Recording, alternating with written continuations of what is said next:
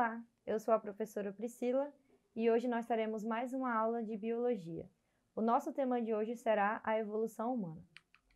Bom, sabemos que por muito tempo existiu uma teoria que se perdurou como a mais importante sobre a evolução das espécies, que era a teoria do criacionismo, que dizia que as forças divinas eram responsáveis pelo surgimento do planeta e de todas as espécies que existiam nele. Nesse criacionismo, eles falam que todas as espécies elas são imutáveis ao longo do tempo. Porém, os pesquisadores começaram a se questionar sobre essa teoria e propuseram uma teoria chamada evolucionista, onde, segundo eles, a seleção natural selecionava os melhores espécimes, né, as melhores espécies, as mais adaptadas ao ambiente. Bom, com a evolução humana, isso não foi muito diferente, né?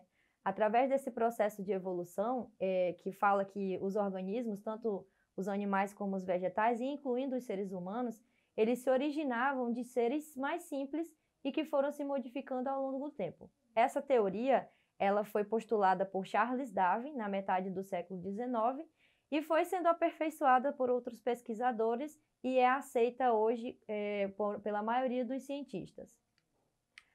Os humanos, em sua evolução, eles tiveram diversas etapas, certo? Eles começaram, então, pelos primatas, que foram os mais antigos, né? Que eram seres mais simples, que habitavam em florestas, geralmente na copa de árvores, e se alimentavam de insetos, folhas e insetos. Os mais antigos primatas, eles viveram em torno de 70 milhões de anos, né? Eram mamíferos de pequeno porte. Desses primatas, 3 espécies eram as mais comuns, que são os Sahelanthropus tadensis. Souberam sobre essa espécie através de um fóssil encontrado no continente africano, né, que pertencia a esse primata. Essa espécie ela já possuía uma postura bípede e, portanto, ela é considerada como o mais antigo ancestral humano.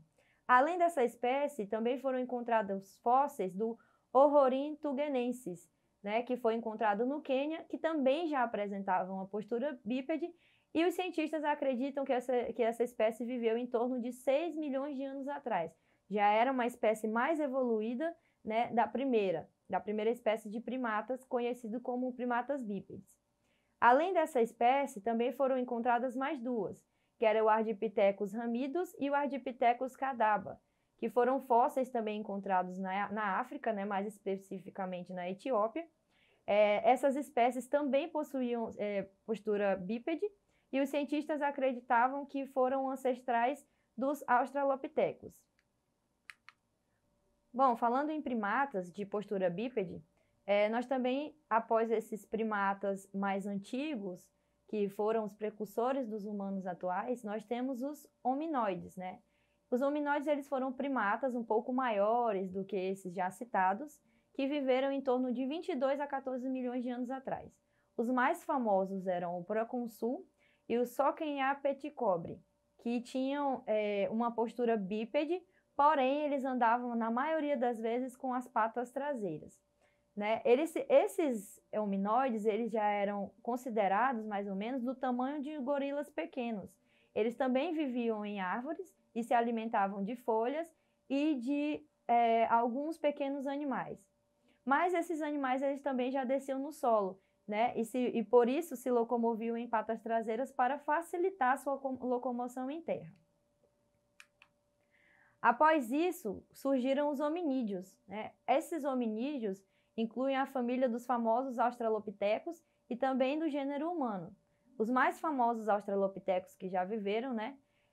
O Australopithecus afarensis e o Australopithecus africano.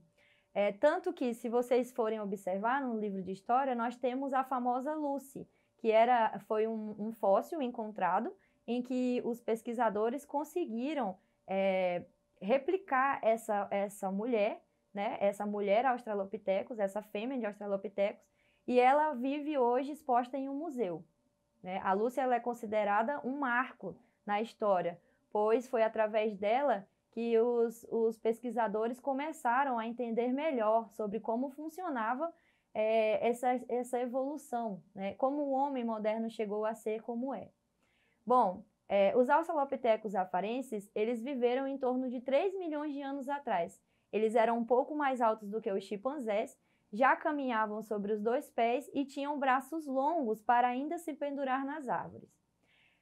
Mais alto e mais pesado que o Australopithecus afarensis era o Australopithecus africano, que também viveu por cerca de 3 milhões de anos até 1 milhão de anos atrás.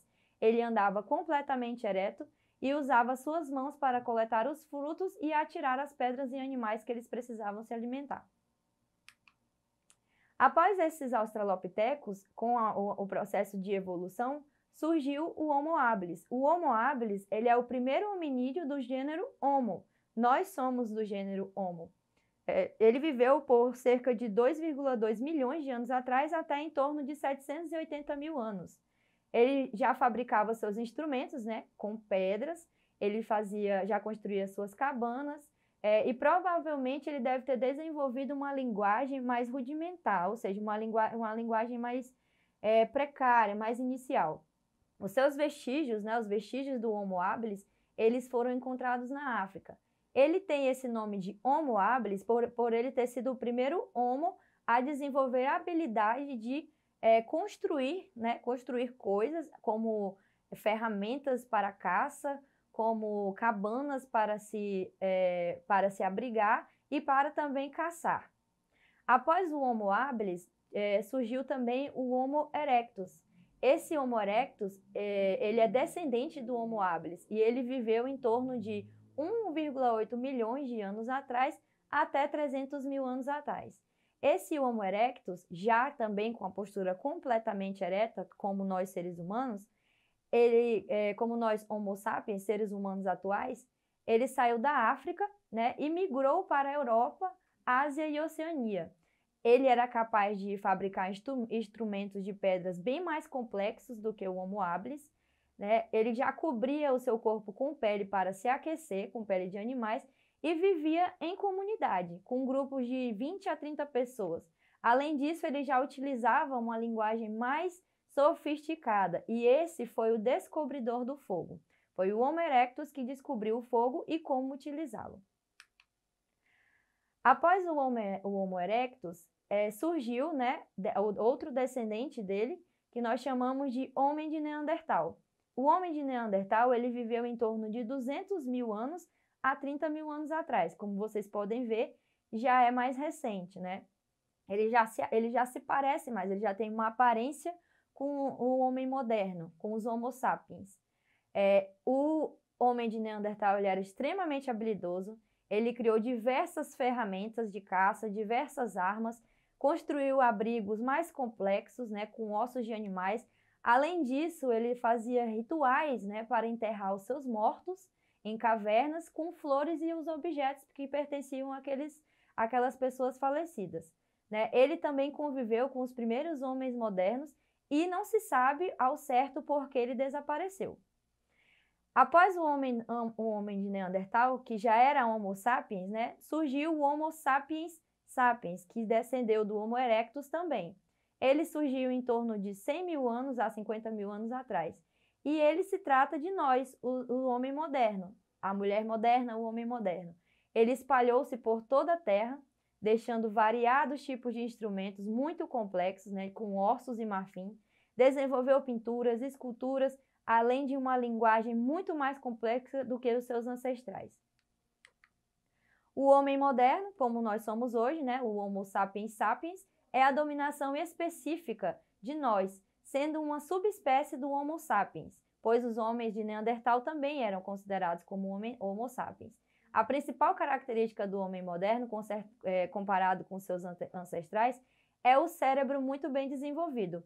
Além disso, a sua capacidade de raciocínio, comunicação, inteligência e o desenvolvimento avançado do sistema nervoso, né? Como vocês podem ver, os diferentes crânios, né, de todos os ancestrais do Homo sapiens sapiens, o nosso é o mais desenvolvido.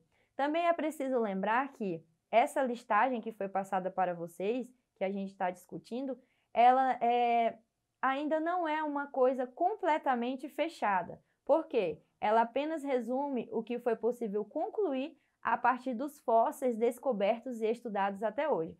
Pode ser que exista entre essa evolução uma lacuna ainda não descoberta, né? Que a gente pode esperar daqui, quem sabe, mais alguns anos, essas descobertas pelos cientistas.